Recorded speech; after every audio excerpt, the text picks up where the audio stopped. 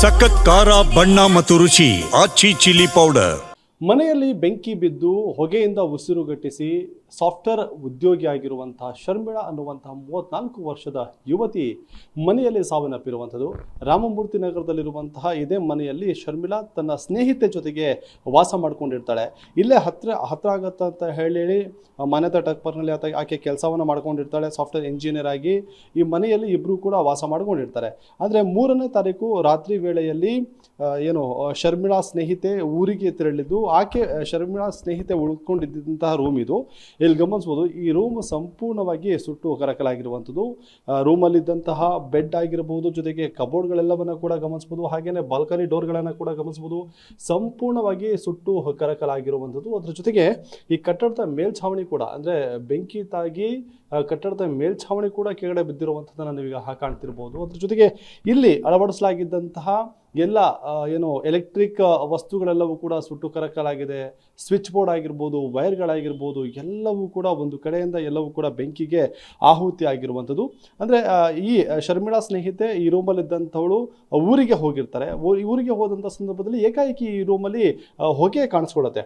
ಅಂದರೆ ಈ ಹೊಗೆ ಕಾಣಿಸ್ಕೊಳ್ಳುವಂಥ ಸಂದರ್ಭದಲ್ಲಿ ಶರ್ಮಿಳಾ ಉಳ್ಕೊಂಡಿದ್ದಂತಹ ರೂಮನ್ನು ಈಗ ತೋರಿಸ್ತಾ ಹೋಗ್ತೀನಿ. ಇಲ್ಲಿ ಕಿಚನ್ ಏನಿದೆ, ಈ ಮನೆಯ ಕಿಚನನ್ನು ಕೂಡ ಗಮನಿಸ್ಬೋದು. ಕಿಚನಲ್ಲಿರುವಂಥ ವಸ್ತುಗಳೆಲ್ಲವೂ ಕೂಡ ಸುಟ್ಟು ಒಂದು ರೀತಿಯಾಗಿ ಹೊಗೆ ಕೂತು ಸಾಕಷ್ಟು ರೀತಿಯಲ್ಲಿ ಕೂಡ ಚೆಲ್ಲಾಪಿಲಿ ಆಗಿರುವಂಥದ್ದು.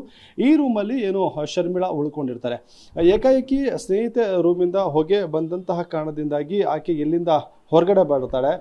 ಅಂದರೆ ಈ ರೂಮ್ಗೆ ಅಷ್ಟೇನು ಹೆಚ್ಚಾಗಿ ಆ ರೂಮ್ಗೆ ಆದಂತಷ್ಟು ಹಾನಿ ಆಗಿಲ್ಲ. ಯಾಕಂತಂದರೆ ಈ ರೂಮ್ಗೆ ಹೊಗೆ ಬಿಟ್ಟರೆ ಬೆಂಕಿ ಏನು ಆವರಿಸ್ಕೊಂಡಿರಲಿಲ್ಲ. ಹಾಗಾಗಿ ಇಲ್ಲಿ ಗಮನಿಸ್ಬೋದು, ಈ ಏಕಾಏಕಿ ಸ್ನೇಹಿತೆ ಇದ್ದಂತಹ ರೂಮಲ್ಲಿ ಹೊಗೆ ಕಾಣಿಸ್ಕೊಳ್ಳುವಂಥ ಸಂದರ್ಭದಲ್ಲಿ ಶರ್ಮಿಳಾ ಈ ರೂಮಿಂದ ಬಂದು ಡೋರನ್ನು ಓಪನ್ ಮಾಡ್ತಾಳೆ. ಡೋರನ್ನು ಓಪನ್ ಮಾಡಿದಂಥ ಸಂದರ್ಭದಲ್ಲಿ ಅದಾಗಲೇ ಬೆಂಕಿ ಹೊತ್ಕೊಂಡು ಸಾಕಷ್ಟು ಪ್ರಮಾಣದ ಹೊಗೆ ಆವರಿಸ್ಕೊಂಡಿರುತ್ತೆ. ಏಕಾಏಕಿ ಶರ್ಮಿಳಾ ಮುಖಕ್ಕೆ ಹೊಗೆ ಬಡ್ದಂಥ ಸಂದರ್ಭದಲ್ಲಿ ಆಕೆ ಸುಸ್ತಾಗಿ ಇದು ಕಾಣ್ತಿದ್ದ ದೃಶ್ಯದಲ್ಲಿ ಇದೇ ಜಾಗದಲ್ಲಿ ಒಂದು ಬಿದ್ದಿರ್ತಾಳೆ.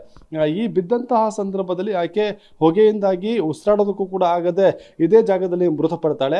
ದಟ್ಟವಾದಂಥ ಹೊಗೆ ಆವರಿಸಿಕೊಳ್ಳುವಂಥ ಕಾರಣದಿಂದಾಗಿ ಸ್ಥಳೀಯರೆಲ್ಲರೂ ಕೂಡ ಪೊಲೀಸರಿಗೆ ಮಾಹಿತಿಯನ್ನು ಕೊಡ್ತಾರೆ. ಸ್ಥಳಕ್ಕೆ ಅಗ್ನಿಶಾಮಕ ಅದರ ಸಿಬ್ಬಂದಿ ಕೂಡ ಬಂದು ಬೆಂಕಿಯನ್ನು ನಂದಿಸುವಂಥ ಕೆಲಸವನ್ನು ಮಾಡ್ತಾರೆ. ಬೆಂಕಿ ನಂದಿಸಿ ನೋಡಿದಂತಹ ಸಂದರ್ಭದಲ್ಲಿ ಶರ್ಮಿಳಾ ಮೃತದೇಹ ಇದೇ ಒಂದು ಮನೆಯಲ್ಲಿ ಬಿದ್ದಿರುತ್ತೆ. ಹಾಗಾಗಿ ಅದಾದ ನಂತರದಲ್ಲಿ ಆಕೆಯನ್ನು ತಕ್ಷಣಕ್ಕೆ ಆಸ್ಪತ್ರೆಗೆ ತೆಗೆದುಕೊಂಡು ಹೋಗುವಂಥ ಕೆಲಸವನ್ನು ಕೂಡ ಮಾಡಲಾಗುತ್ತೆ. ಅಷ್ಟೊತ್ತಿಗಾಗಲೇ ವೈದ್ಯರು ಮೃತಪಟ್ಟಿರೋದಾಗಿ ಕೂಡ ತಿಳಿಸಿರುವಂಥದ್ದು. ಅಂದರೆ ಮಂಗಳೂರು ಮೂಲದ ಶರ್ಮಿಳಾ ಮೃತದೇಹಕ್ಕಾಗಲೇ ಮರಣೋತ್ತರ ಪರೀಕ್ಷೆಯಾಗಿ ಕುಟುಂಬಸ್ಥರಿಗೆ ಹಸ್ತಾಂತರ ಆಗಿ ಅಂತ್ಯಕ್ರಿಯೆ ಕೂಡ ಮುಗಿದಿರುವಂಥದ್ದು. ಘಟನೆಗೆ ಸಂಬಂಧಪಟ್ಟಂತೆ ಸ್ಥಳಕ್ಕೆ ಬಂದಂಥ ರಾಮಮೂರ್ತಿ ನಗರ ಪೊಲೀಸರು ಒಂದು ಪ್ರಕರಣವನ್ನು ದಾಖಲು ಮಾಡಿಕೊಂಡು ಈ ಬೆಂಕಿ ಬೀಳೋದಕ್ಕೆ ಪ್ರಮುಖವಾದಂತಹ ಕಾರಣ ಏನು ಅನ್ನುವಂಥ ನಿಟ್ಟಿನಲ್ಲಿ ಪತ್ತೆ ಮಾಡೋದಕ್ಕೆ ಮುಂದಾಗಿರುವಂಥದ್ದು. ಅಂದರೆ ಶಾರ್ಟ್ ಸರ್ಕ್ಯೂಟಿಂದ ಆಯ್ತಾ, ಅದ್ರ ಜೊತೆಗೆ ಈ ಮನೆಗೆ ಯಾರಾದರೂ ಬಂದು ಹೋಗಿದ್ರಾ, ಈ ಎಲ್ಲ ಆ್ಯಂಗಲ್ನಲ್ಲೂ ಕೂಡ ಒಂದಿಷ್ಟು ಪರಿಶೀಲನೆ ಕೂಡ ಮಾಡ್ತಾ ಇರುವಂಥದ್ದು. ಅದ್ರ ಜೊತೆಗೆ ಈ ಮನೆಯಲ್ಲಿದ್ದಂತಹ ಒಂದು ಸಿಲಿಂಡರ್ನ ಕೂಡ ಪರಿಶೀಲನೆ ಮಾಡುವಂಥ ಕೆಲಸವನ್ನು ಕೂಡ ಮಾಡಿದ್ರು. ಆದರೆ ಸಿಲಿಂಡರ್ ಯಾವುದೇ ರೀತಿಯಲ್ಲೂ ಕೂಡ ಹಾನಿಗೆ ಒಳಗಾಗಿಲ್ಲ. ಹಾಗಾಗಿ ಶಾರ್ಟ್ ಸರ್ಕ್ಯೂಟ್ ಆಗಿ ಅಲ್ಲಿಂದ ಈ ರೀತಿಯ ಅವಘಡ ಸಂಭವಿಸಿರಬಹುದು ಅಂತ ಹೇಳಿ ಸದ್ಯಕ್ಕೆ ಅಂದಾಜಿಸಲಾಗಿದೆ. ಇದೇನೇ ಇದ್ರೂ ಕೂಡ FSL ವರದಿಯಿಂದ ಘಟನೆಗೆ ಕಾರಣ ಏನು ಅನ್ನೋದು ತಿಳಿದು ಬರಬೇಕಾಗಿದೆ. ಕ್ಯಾಮರಾ ಪರ್ಸನ್ ಅಶೋಕ್ ಜೊತೆ ರಾಜಪ್ಪಾಜಿ ನಾಯಕ್, TV9 ಬೆಂಗಳೂರು.